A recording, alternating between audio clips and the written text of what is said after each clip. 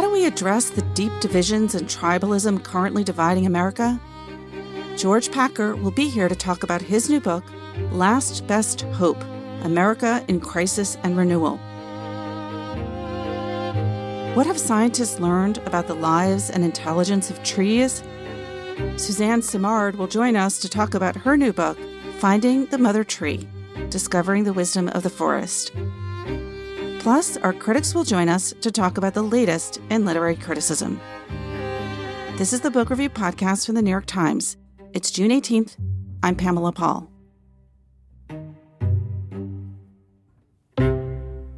George Packer returns to the podcast with his new book, Last Best Hope, America in Crisis and Renewal. He was here, of course, for his previous book, Our Man, Richard Holbrooke, and the End of the American Century, and is the author of many books, including the National Book Award winner, The Unwinding, An Inner History of the New America, The Assassin's Gate, America in Iraq, Blood of the Liberals, The Village of Waiting, and others. George, welcome back to the podcast. So good to be with you, Pamela.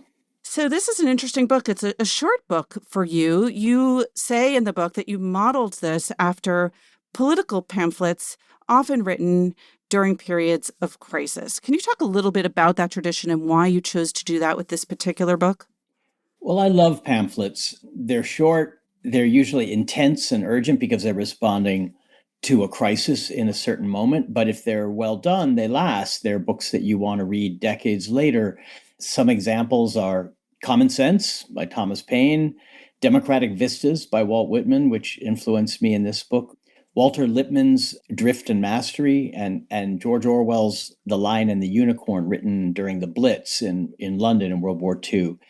I was trapped, like so many people, by the pandemic. I couldn't move around. I couldn't report much, but I had a head full of ideas. I had lots of things going on in my head. And I thought the best way to use this time is to write a short book while I'm quarantined that tries to figure out what I'm thinking and what I have to say about the moment that we're in. And so the pamphlet form seemed like the right one for the circumstances that we were all facing. One of your early chapters is named after another short book, which is not actually a political pamphlet so much as it is a kind of very brief and focused history and lamentation. And that book, and that chapter, is Strange Defeat, named after the book by Marc Bloch. Explain. He was a French historian and veteran of World War I who was called up to join the French army again at the start of World War II and was a firsthand participant and witness to the Blitzkrieg, which swept through France and caused France to collapse in the spring of 1940. He escaped the Germans and hid out and wrote this short book called Strange Defeat before then joining the resistance and being captured and executed. He had a dramatic life. He was an incredible person. And Strange Defeat, which isn't well enough known in this country, is his account of what happened to France that caused it to just give way, to collapse so dramatically before the Germans. And what he did was found that this had been happening for years. There'd been a kind of rotting away of French national identity, of French culture, of national cohesion, so that by the time the Nazis launched their attack in the spring of 1940, France was a house of cards that was ready to fall. And he blames political parties, trade unions, the military high command, and even professors like himself for failing to be good citizens. He said, we were good as professors, but we were not good as citizens.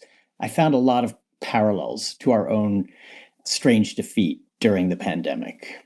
The analogy there is clear, but in our case, what would you say were the ills? Not just the pandemic, but I think you were, I assume, also referring to Trumpism and the culmination of Trumpism.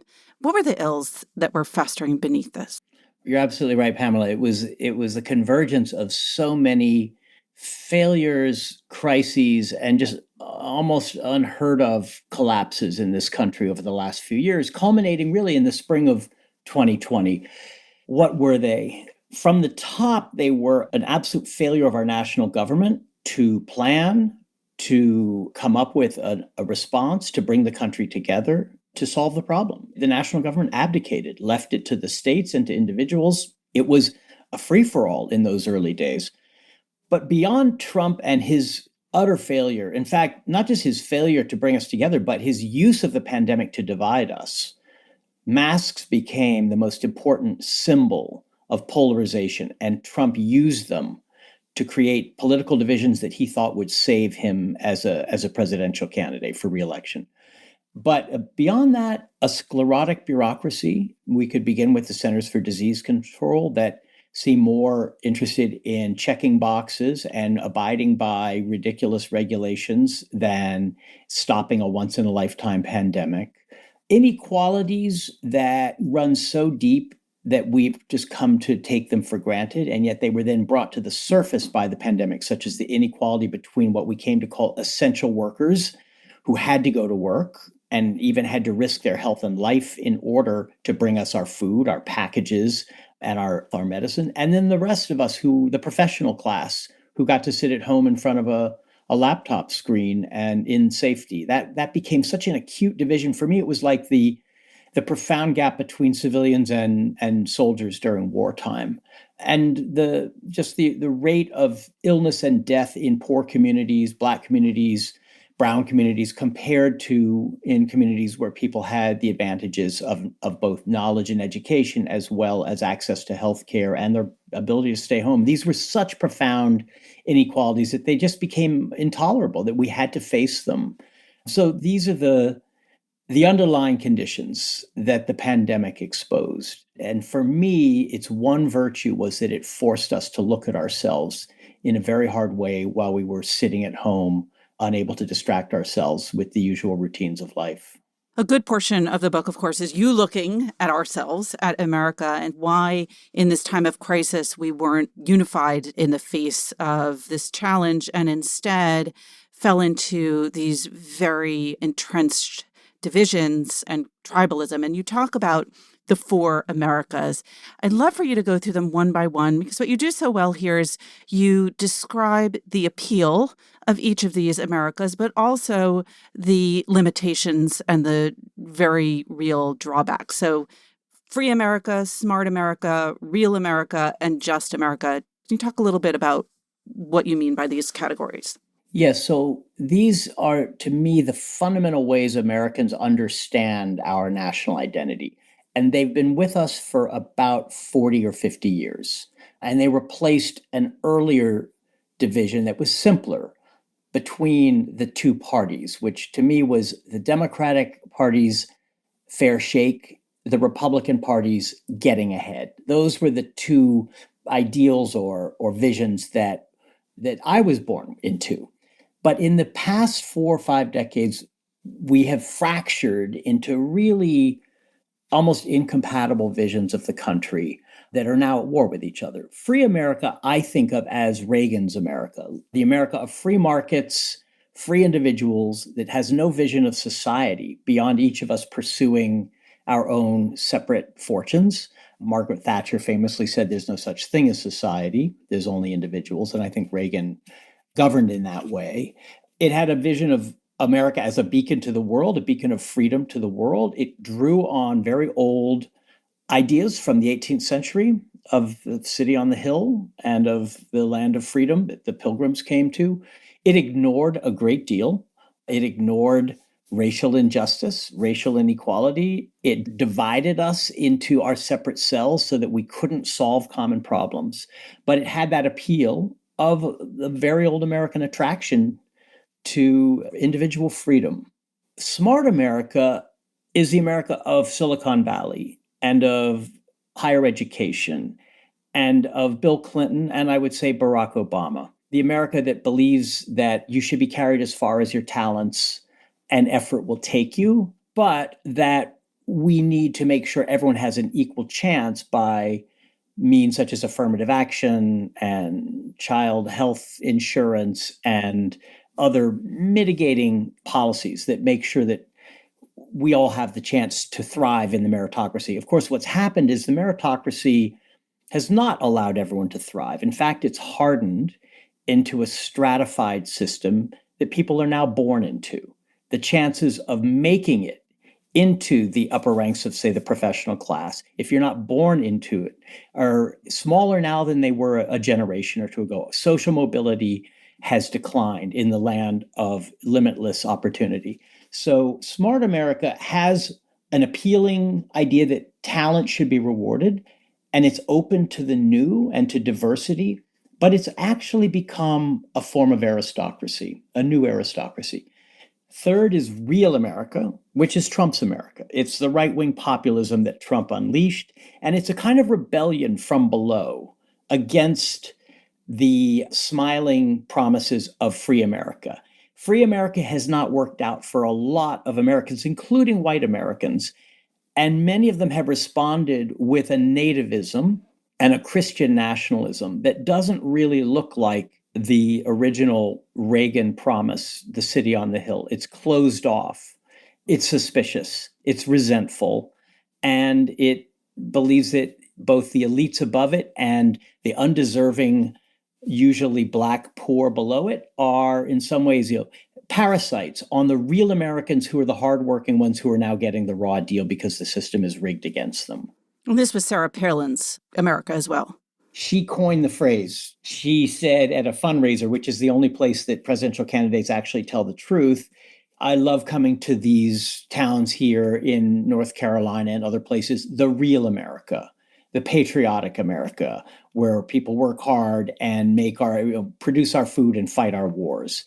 So she gave me that phrase, which seems like the apt phrase for a vision that also goes back in American history to the populism of Andrew Jackson and William Jennings Bryan, and the more sinister populism of George Wallace and Patrick Buchanan.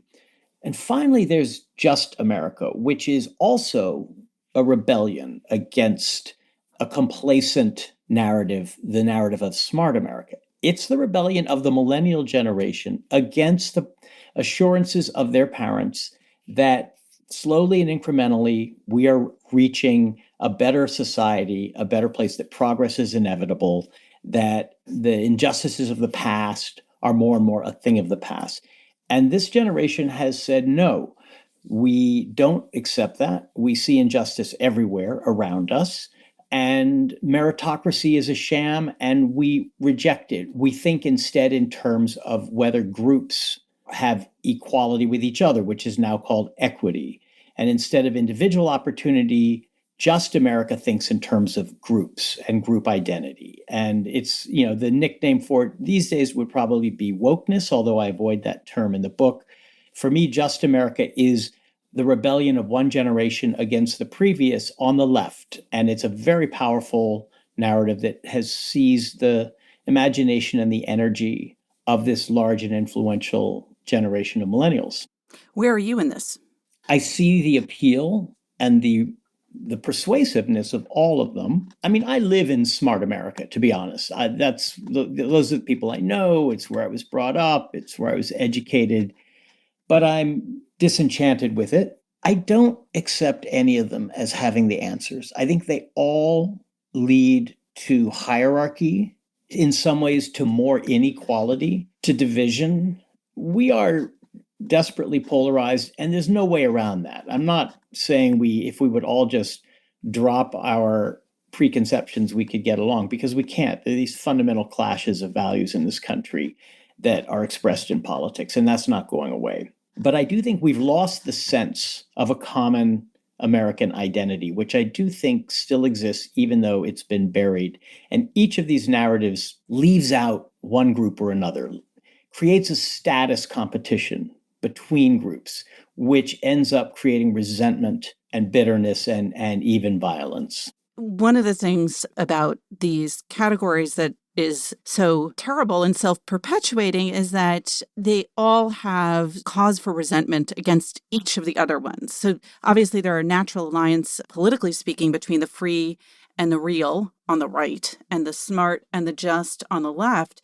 But you have very real divisions between each of those on either side. Perhaps stronger division on the left between the smart and the just. I see it all the time. The election somewhat muted these differences, these divisions, because it created a binary choice. So people really had to line up with one side or the other. But on the left, I see a real generational shift in which people of my generation late boomers, Gen X, have to decide, what do I think and do about a new generation that really has a different set of values from the ones that I have lived by? Do I yield to it? Do I abdicate to it? Do I fight it? Do I ignore it? Pretend it isn't there? I see it in so many cases, including in our own industry, Pamela, the media. It's there all the time. Whenever some senior editor comes under fire from the staff because of something that was published or something that was said, you're seeing the profound division between what I call smart and just America and I have no idea the what you're values. talking about, George. We're not going to get into examples because they might get close to home, but our listeners are going to get what we mean. Here's one thing I think is an interesting question. I don't know if there's an answer, but I think that you have some explanations or answers. Why is it that America, and maybe just America in particular in this scenario, is more focused or so much more focused on race and ethnicity rather than class, which some might say is arguably the more entrenched and profound source of inequality in this country? It's a really good question. First of all, the movement of Black Lives Matter and of Just America, which are very much connected to each other, was essential, I think, because we have gone through our history not wanting to know what this country has done and been, and not wanting to know the extent of the violence and the injustice and just the sheer immorality inflicted on Black Americans. I think the fact that President Biden went to Tulsa and spoke about the Tulsa massacre and was the first president to do so was an incredibly important moment. And the fact that we are now talking about the dispossession of Black farmers in the mid-century and about the incredible inequalities in education, all of this to me is so long overdue and so important that when I criticize Just America, I am not criticizing it for this. I'm criticizing it for thinking in such rigid categories of identity that it cannot see either individual agency, individuality at all, the incredible diversity of people within groups and between groups.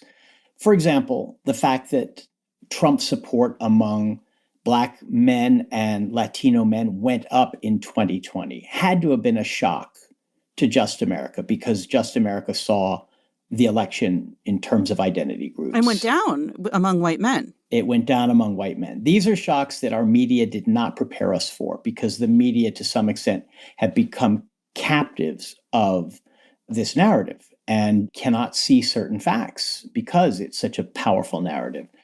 And one fact that I think is overwhelmingly important, as you mentioned it, is class, which cuts across race and identity groups. And in some ways, there is an incredibly deep and growing problem of white poverty in this country, which Trump exploited, did nothing about, but exploited, but which liberals and progressives don't seem to have too many answers for, as long as they're blinded by what I think of as a kind of mystification of Americans into identity groups that are in some way our essences, when in fact the material conditions in which we live are what really preoccupy most people who aren't trapped in these narratives. And I think class is where you can actually unite people across divisions and solve real problems which Just America can't solve because it can't talk about them.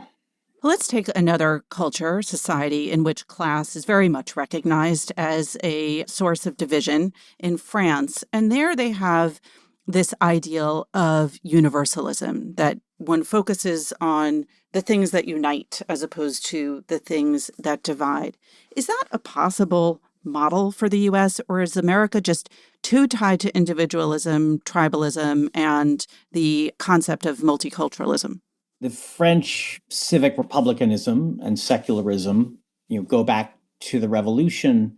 And I think that they are a very attractive set of ideas that are more easily obtained in a monocultural nation, as France has been through most of its history, an ethnic nation. We are not an ethnic nation. We are a nation from everywhere that, if anything unites it, it's what Whitman called the fervid and tremendous idea, which is the idea of self-government, the idea of democracy. When you have that idea, you lose some of the cohesion of an ethno-nationalist state like France, because you can't appeal to that common memory and that common language or religion or race or identity. And so we instead have a pluralist society in which we allow a great deal of freedom and variety. We would never bar girls from wearing the headscarf to school, as France has done. France has done that and inflicted a lot of damage on itself, I think, because the barring of the headscarf has intensified religious division in France. We don't do that, and I think we're right not to do it. But we pay a price because we go through these periods in which we become so fixated on group identity that we can't see what we have in common. And what we have in common, Pamela, is what Tocqueville saw almost 200 years ago. It's still there. He called it the passion for equality, which means my desire to be as good as anyone else, to have the chance to do what anyone else does, to go where anyone else goes, to earn what anyone else earns. It isn't equality of result, but it's a social atmosphere in which everyone can be anyone. It's equality of opportunity. Equality of opportunity, of status, not just of rights, which is what conservatives would say, but of status and chances. And that's, to me, the core identity of this country. It was from the beginning. It still is. When it goes wrong, when whole groups of Americans feel that they've been denied that status, Black Americans throughout our history, women throughout most of our history, and today, working class and poor Americans who really see all the doors closed because they have no chance of rising without the status of a college degree, and a particular kind of college degree. I think that's what makes people crazy and angry and bitter and divided, when they sense that they themselves are locked out of that chance for equality. And that's, for me, the underlying problem in all of these narratives. They don't answer the passion for equality that Americans have. And if we could come up with ideas and policies, which smarter people than I will have to invent, in order to give us that passion back and the opportunity that it seeks, I think we will begin to see a lowering of the temperature in our politics. I mean, that point, and it's interesting you use the word smart again, may be the greatest indictment of the smart America, which basically says, yes, equality of opportunity, except I have worked so hard, I have done so well, I have gone to this school, I would like my child to go to this school, I will give my child every opportunity, not necessarily recognizing the complaints of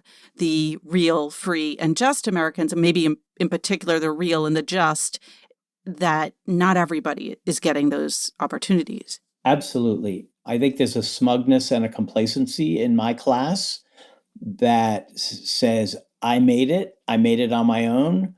Maybe I had a little help, but my talents were rewarded, and you can make it too. I'm going to give you some chances, but if you fail, it's your own fault. That's the cruelty of meritocracy. There's no one to blame but yourself, when in fact, we live in society. We're born into certain conditions. Those conditions have hardened over the last few decades to the point where it's almost impossible for a poor person to be admitted into one of the top universities in the country. It's no easier now than it was in 1954, back in the Dark Ages. So that has, I think that's fueled a kind of fury and resentment that explains so much of what ails us today. And I do blame the meritocrats, us, for not seeing how exclusive our class had become, and really how condescending and disdainful of people who don't have educations and degrees. Bill Clinton made education the ticket to success and had some policies that were supposed to create, opportunities for education. But the fact that education became the single way that you could have a successful life in which other people saw you with a certain respect, that locked out millions of Americans who were never going to get there. Well, it's interesting you should bring up Bill Clinton because, of course, hope was central to his message, and it's in the title of your book, despite the fact that you just rolled out a huge number of really bleak terms: resentment, rage, ailing. Your book is called Last Best Hope. Where do you find the hope? First of all, I mean, this book was written in the middle of the pandemic in a mood of despair and dread. I began it right before the election. It was one of the darkest times of my lifetime, and maybe in our nation's history, when it looked like pandemic, possible Trump reelection, possible violence, overthrow of democracy, so many things to fear. One hope, and this is going to sound quite partisan, but I think you got to put your cards on the table, is that we did not allow this man to stay in power. We're the only country that saddled itself with an elected authoritarian and then got rid of him.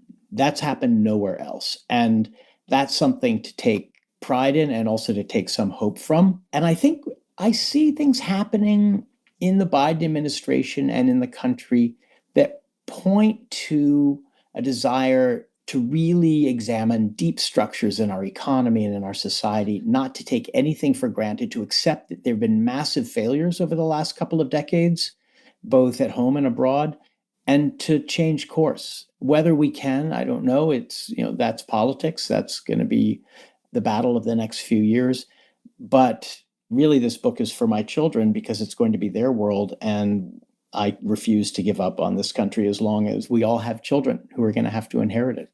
That work sounds very, very challenging and hard. Much easier is to read this book. It is short and very accessible and possibly even slightly inspiring. The book, again, is called Last Best Hope, America in Crisis and Renewal by George Packer. George, thanks so much for being here. It's always a pleasure.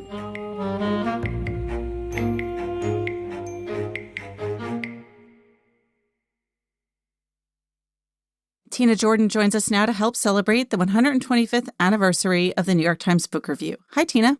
Hey, Pamela. So today I want to talk a little bit about Eudora Welty. She wrote, over the years, 59 book reviews for the Times, and I think we may have talked about one or two of those reviews on the air. But what most listeners don't realize is that she spent the summer of 1944 as a staffer at the Book Review at the invitation of its editor, who was then Robert Van Gelder, who had admired her first book. She was tasked with finding new reviewers, and she went on to recommend several people, including an old friend named Nash Berger, who later got a job as an editor at the Book Review.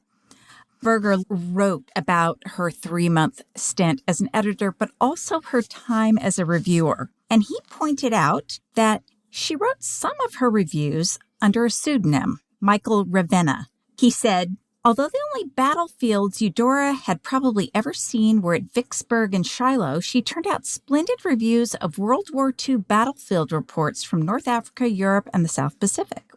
When a churlish Times Sunday editor suggested that a lady reviewer from the Deep South might not be the most authoritative critic for the accounts of World War II's far-flung campaigns, she switched to a pseudonym, Michael Ravenna. And so as Ravenna, she reviewed books such as Artist at War by George Biddle, which was a book by an artist who had been hired by the War Department and spent time on the front. It's a lovely review.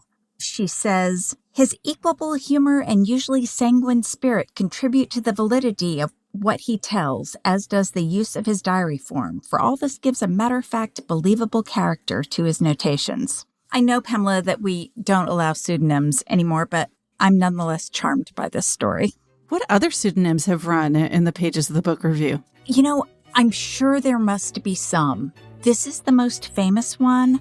I don't actually know of any others. All right. Well, if the others exist, then you will uncover them, I'm sure. Thank you, Tina. Thanks, Pamela. Suzanne Simard joins us now from Nelson, British Columbia. Her book is called Finding the Mother Tree, Discovering the Wisdom of the Forest. Suzanne, thanks for being here. Thanks for having me. I want to talk a little bit about how you became interested in studying trees. You come from a long line of foresters, people who cut trees down. Yeah, I grew up in the inland rainforests of British Columbia. That's just west of the Rocky Mountains. My great-grandfather, my grandfather, my uncles, my dad were horse loggers. And so I grew up around that. It was very rough and ready industry. And I was a little girl, and it was just what my life was. It was a wonderful way to grow up in the forest. And how did growing up in that environment inform your work? Because you started off working in the Forest Service. I grew up knowing the forest as this diverse, connected, entwined place, a place of beauty.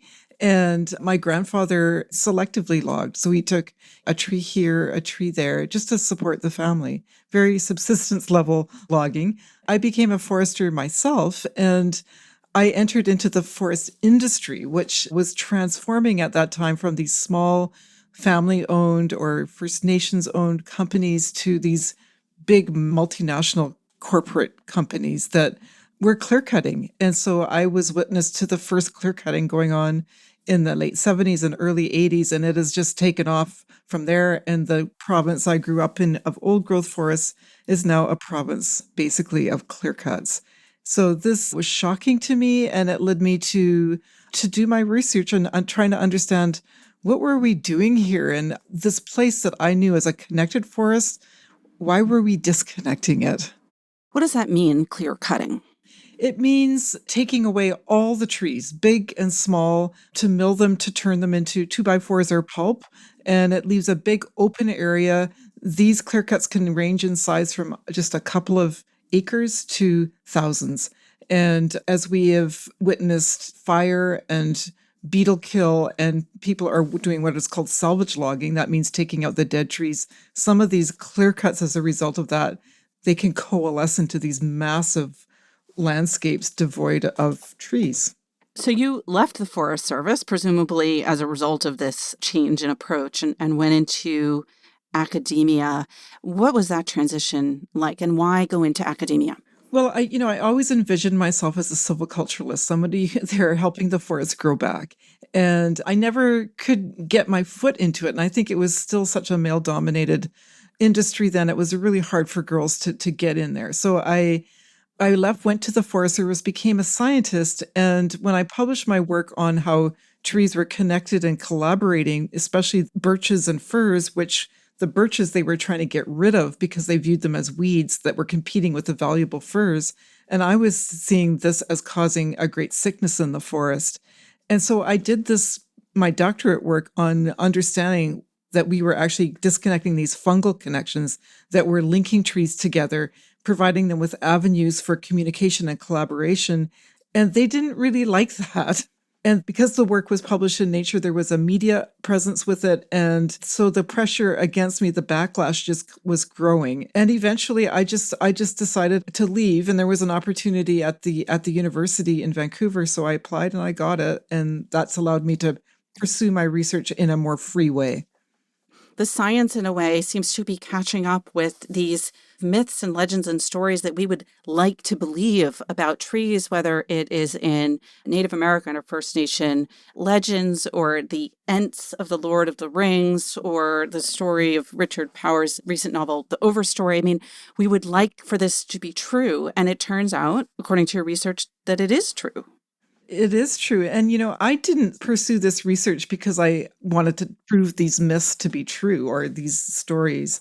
I read The Hobbit and I read Lord of the Rings, and I was fascinated with trees, obviously. But what led me really to do the work was my fear and my basically horror at what we were doing to our forests.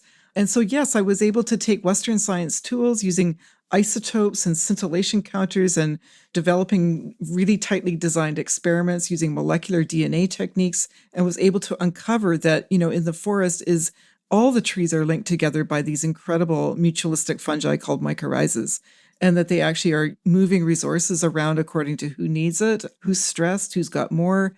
And it creates this balance in the forest. And so this kind of balance is the worldview of our Aboriginal people, of the First Nations people of Canada, of Aboriginal people around the world who have, lived for thousands and thousands of years in forests or associated with forests, and seeing and understanding themselves as connected, and even knowing that these connections exist between trees, and that these trees and other creatures deserve our respect, that we should be nurturing these connections, that we should be watching and being attuned to their variability. And then if we understand the forest as they did and being so engaged with it, then we can actually manage the forest to be extremely productive. But the way we're doing it now is we're just basically exploiting forests, turning them into plantations, and it turns out these plantations aren't as healthy as the industry had hoped. I'd like to talk a little bit about what it is that we know around tree and plant communication. There was a book that came out, I think, last year about mushroom networks, which you just mentioned, and the relationship that those have with trees. But can you explain to us, how does this work? Do trees talk to one another, and what are the actual mechanics of that process? Trees communicate with each other through the air and through the soil. So there's been a lot of research, not my area of research, but is a pretty mature area that's been going on for a couple of decades, looking at how when certain trees or plants are injured or infested or eaten, that they will actually transmit through the air volatile organic compounds that are sort of like defense molecules, and that the surrounding trees pick up these messages and upregulate their own defense, and they're able to withstand that danger in the forest. Well, it turns out that this also happens below ground, but obviously not chemicals floating through the air, but actually transmitting through these fungal hyphae, these mycelium that actually pack the soil. I mean, the ground underneath is packed with mycelium, every pore, every crumb. And these mycelium, these fungal hyphae, can link one tree to another tree. In fact, all the trees are linked together like a giant internet in the forest. And through that network, there transmits resources. So carbon, photosynthate, nitrogen, water, even the same messages that are transmitting above ground about dangers, like what's eating a tree, and then transmitting that information to neighboring trees so that they then upregulate their own defense genes and produce more defense enzymes. And that in turn, that when they're challenged with those insects, they're more resistant to them. So it's like an immunization system, essentially, that's below ground that's going on. There's one more bit of information that we know that they communicate as well, and that is the relationship they have with other trees. And I don't mean just like whether one's taller or shorter. I mean actually their genetic relationships. Are they kin? Are they strangers? How related are they genetically? And trees, I call them mother trees, these big old trees, can discern which seedlings are their own and which ones are not. And they actually can favor those seedlings by shuttling them more carbon. So it's really, it's a very sophisticated communication that involves a lot of information going back and forth below ground, even as you're walking through the forest. So you're talking about threats that they can communicate to one another, whether those threats are insects or diseases. Is there any evidence that they are communicating threats around climate change? And are they evolving in the ways and the kinds of threats that they're communicating? We're just starting to work on this, but certainly when we stress a tree, so in the lab, we've done a bunch of experiments, or the greenhouse, we've done a bunch of experiments where we've stressed trees in different ways by pulling off their needles. That's one way to immediately stress a tree out. What they do is they upregulate, or they start a bunch of biochemical pathways get triggered, the jasmonate pathway, the salicylic acid pathway, and those pathways generate a bunch of byproducts along the way, and a lot of those byproducts are to increase the defense of that particular individual tree. And a lot of it is also geared towards enhancing the root system. So the root system can get at the water that is being stressing those trees, or to allow the tree to be able to respond and be resilient, even if they lose, their needles or their tops from drought. And so this information, these trees are attuned to these changes, even so much as, in the amount of terpenes that they're developing. So terpenes is a group of defense enzymes or compounds that they actually pass on this information to the next generations. And that is encoded in their genes. And so then they have a better defense against whatever that heat stress, that drought stress, that beetle that is, really reproducing a lot because of climate change. So certainly these trees are communicating that information and up-regulating the genetics of the offspring coming up. Does that mean that trees are becoming smarter over time? They've evolved over millions and millions of years, as we have. They've evolved these mechanisms to heal. Basically, they're wired to heal. And just like we are wired to heal, they develop patterns that work. And the networks in the soil, which is really a biological neural network, it's designed for rapid healing, rapid recovery, that these forests can rejuvenate. So these patterns have been around for a long, long time. So recently, because the weather's gotten nicer and things are opening up a bit, I've been spending some time at the New York Botanical Garden, which is one of my favorite places. But this conversation makes me think that it must be very strange for the trees in a place like a botanical garden, maybe in ways that are similar to it being strange for animals in a zoo that are all put together in this artificial way among trees that they don't necessarily know or know how to communicate with. I'm just curious what you make of that. I mean, do trees learn to communicate in an artificial setting like that in a way that would be different from the way they would communicate in an old forest? That's a really interesting question. So thinking of the below ground world, which is my area, all of the trees all over the world are in these mutualistic obligate relationships with mycorrhizal fungi, these helper fungi. And they can't carry out their life cycle without them. And the fungi are, grow through the soil, pick up the nutrients, bring them back to the tree.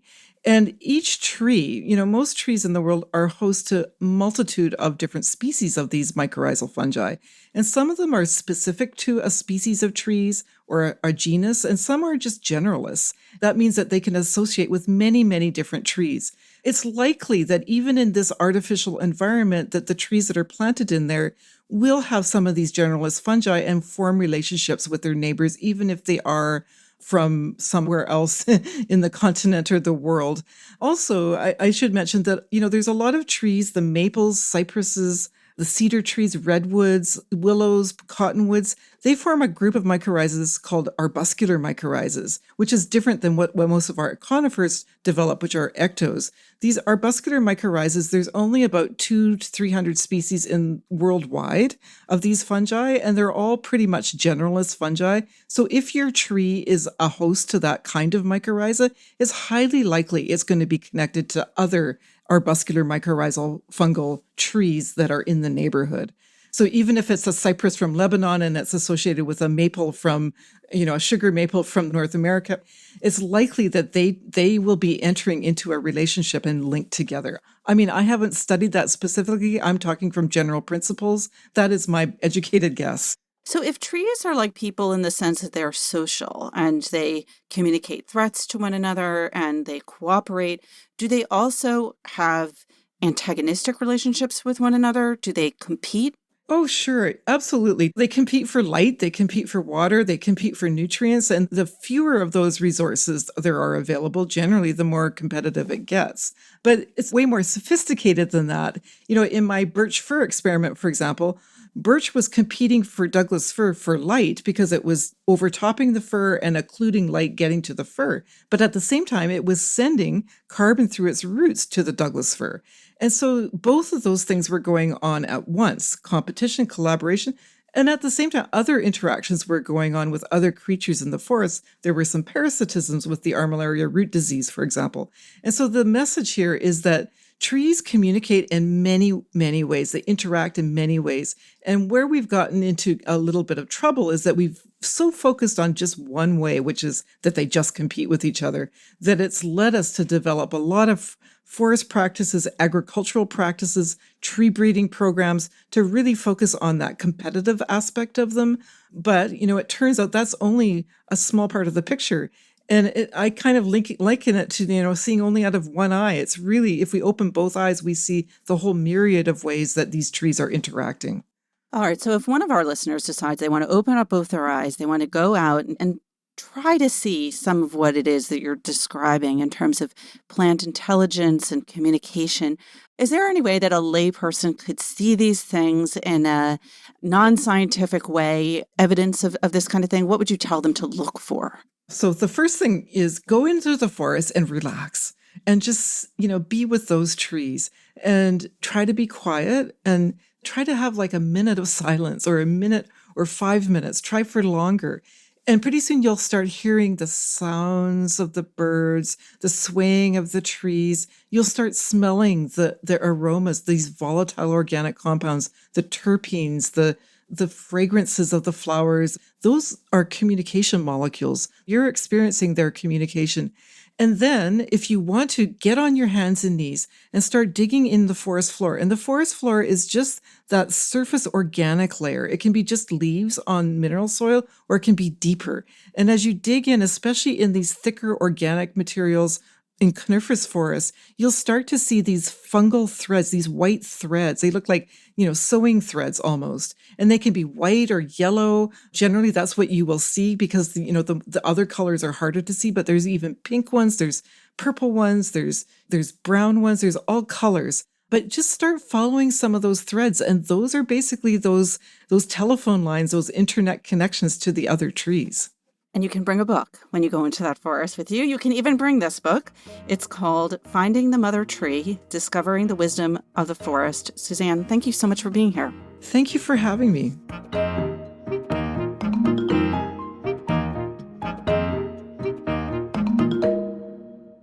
Jennifer Salai and Dwight Garner join us now to talk about the latest in literary criticism. Hey there. Hi, Pamela. Hi.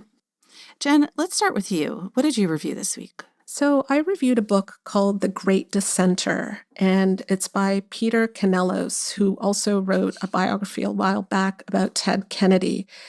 And this new book is about John Marshall Harlan. And for the readers who don't know who that is, he was a Supreme Court justice who actually had one of the longer tenures on the court. He was there from 1877 to 1911.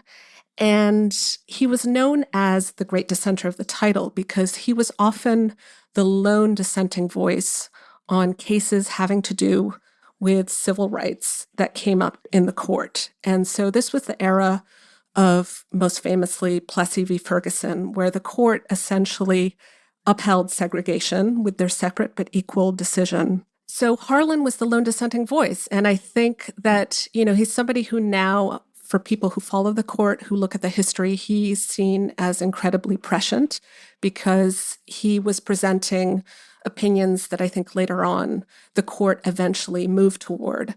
But at the time, he really stood out. And I think what's also really fascinating is that he was somebody who, if you had met him a few decades before he arrived on the court, before the Civil War, he really was not somebody who you would associate as a defender of civil rights. He came from a prominent slaveholding family in Kentucky.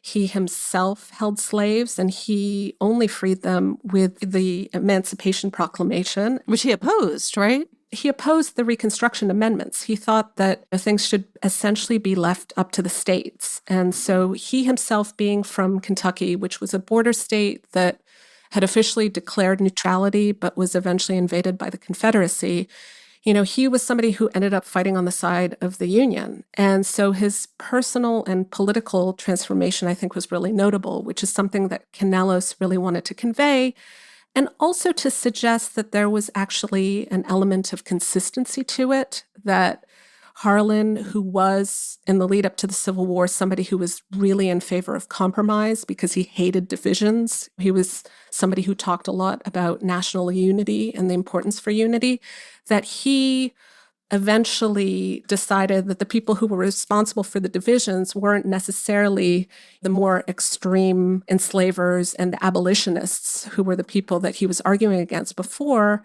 but were, in fact, slavers themselves. And so he really had a turnaround. And also it should be noted that one of the things that this biography talks about is that Harlan himself had somebody who was rumored to be a half-brother, Robert, who was supposedly fathered by Harlan's father. And that actually, in the end, there were DNA tests that were done fairly recently, and I think the results don't necessarily bear that out, but certainly at the time, they had a relationship that seemed very brotherly and that was filled with mutual respect. So that's... And he had an interesting life too, Robert. Yes, he had a very interesting life. He was somebody who made a fortune in horse racing as well as the gold rush, and he became a prominent figure in Black elite circles. And he had a lifelong relationship with Harlan. From everything that Canellos found, they had a deep admiration for each other. Was there any correspondence that suggested that perhaps this relationship influenced Harlan's positions on race? So this is an interesting thing because apparently not a lot of the letters survive. So a lot of what Canelos finds, he tries to find that's corroborated by other sources, by clippings, by mentions in other people's correspondence. But from what he can tell, it's not necessarily the case that Harlan was perhaps directly influenced, but just that he himself had had the kind of life experiences through the Civil War with his own relationship with Robert, where he realized that the attempt to curtail the rights of Black people and essentially abandon them to Jim Crow in the South was something that was unjust. And so that was something that he made very clear in his dissents. When was he a Supreme Court justice from? What were the years? So the years were 1877 to 1911. So that's a very long tenure. I think at the time it might have been the second or third longest tenure. Now it's maybe the fifth or sixth. And what's the book like? So the book is very readable. I give Canelos credit. He incorporates a lot of information in this book, but he's very good at conveying it. And if there's one thing that I would say about it is in terms of criticism, it's that I think he's just extremely protective over his biographical subject, which I don't think is uncommon necessarily. But the subtitle is called The Story of John Marshall Harlan, America's Judicial Hero. And I think that he's very intent on making the case that for whatever his past views, that Harlan eventually was just a consistent proponent of civil rights. And so I think, when he gets to some more complicated or problematic aspects having to do with Harlan's comments on the bench, he can, to Canelos' credit, he doesn't avoid them. But at the same time, when he gets into them, he can sound a little bit overly protective, I think. All right, Jen, you were on bio. Dwight, you took on memoir this week. Yeah, I did something different, Pamela. I reviewed a memoir by a woman named Ursula M. Burns, who is the former CEO of Xerox, and she was also the first Black female CEO of a Fortune 500 company. And she's written a book called Where You Are Is Not Who You Are. And I'm not sure why I picked it up. I think I felt that, I tend to dislike most business books or business memoirs at any rate, because I don't know, the people who write them aren't writers, and they tend not to want to burn any bridges, and they have no good details to share. And also, they're so filled with... How I made so much money. Yes, and they're filled with life lessons. They want to show that there's some Horatio Alger story here, and they succeeded through their work. Anyway, I just feel like they're not real on some fundamental terms, and I felt that this might be one that might be a little different. And was it? Sort of. Burns is an engineer. She worked at Xerox for 2 or 3 decades, nearly 3, before she became CEO, and really worked her way up from the bottom there. And she's an engineer. She's not a writer. But she has a story to tell that I think is a bit different than most sort of CEO stories. I mean, just what it's like being a Black woman in this traditionally male, very white male field. And she describes the culture shock, about how every other CEO spends time in Nantucket or Jackson Hole and skis. And she's like, skiing? What the hell is skiing? Tennis? She can't even swim. I remember my college required a swimming test before you could graduate. And she writes that she thinks that these swimming tests that colleges have keep Black kids from applying because a lot of Black kids never had access to swimming pools. One of the things I liked about your review is that, like many CEO memoir books, she doles out a lot of advice, and you conveyed a bunch of that in your review. And I always feel when I read that advice, this is really good advice. I really ought to do this kind of thing. And then, I promptly forget about it and do the opposite. Nearly every book on the advice bestseller list contains advice that you could print on the palm of your hand, and we all read the palms of our hands and that kind of shorthand advice and think, yes, that's so true.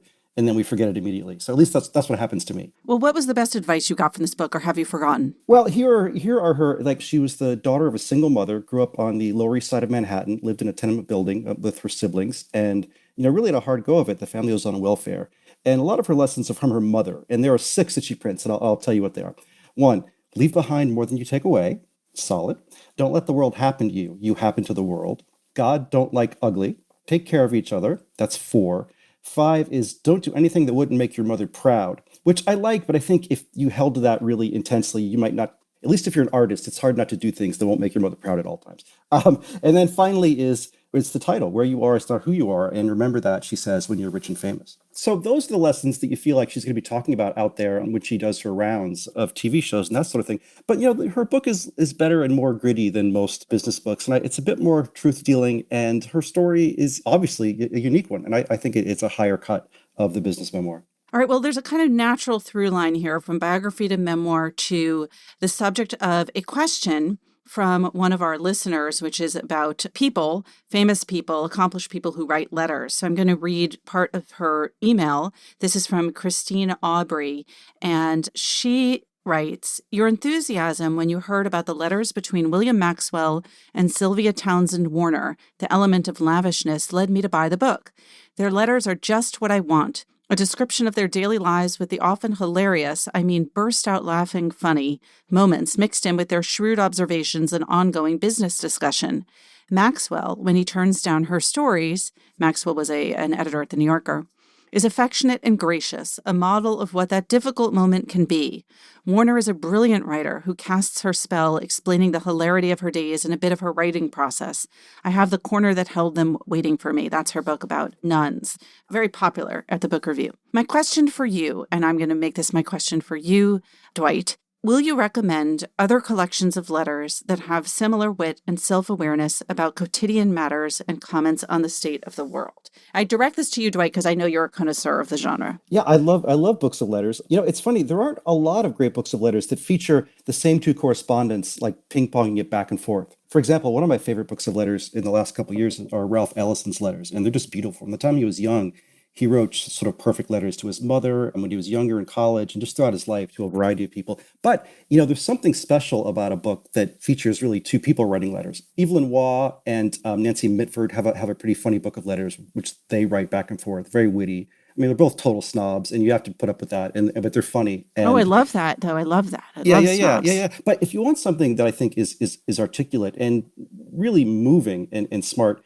people have kind of forgotten this book. But do you remember, Pamela, 84 Charing Cross Road? Yes, which was turned into a movie. Yeah, the movie must be terrible because I never see it anywhere. But the book is still remains great. If you've forgotten it, it's this sort of long correspondence between a woman and an antiquarian bookseller. She's trying to find books, and they're conversing back and forth in letters, and they end up talking about everything. Yorkshire pudding, the Brooklyn Dodgers. It was published in 1970, but the letters began, I believe, in 1949. You have a side passion for books by bookstore owners. I do. Oh, God. I wish there were more of them. There's this great, it was a memoir, actually, by a woman who ran a military-themed antiquarian bookstore in New York that came out a few years ago, and I loved.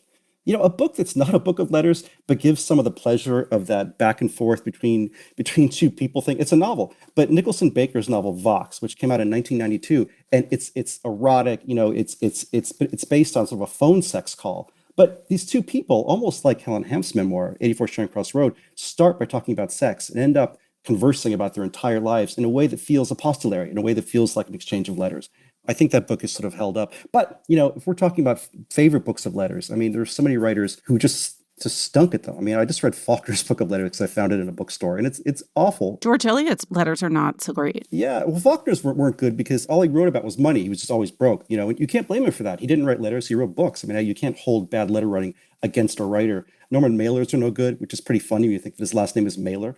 And two of the best are Anne Sexton and Sylvia Plath's, both poets, both very intense and really revealing in their letters and heartfelt in a really deep way. Orwell's, Chekhov's, Zora Neale Hurston's. That's about enough for right now, but those are some favorites of mine. I don't know about you guys, but sometimes you have that feeling that you never have an original thought. I want to say that I do think you're probably the first person who's compared Vox to 84 Charing Cross Road. Well, thank you, Pamela. I'm going to put that in my pocket and keep it as the highlight of my day. You've had an original thought. All right, Jen, Dwight, thanks so much. Thanks, Pamela. Thank you.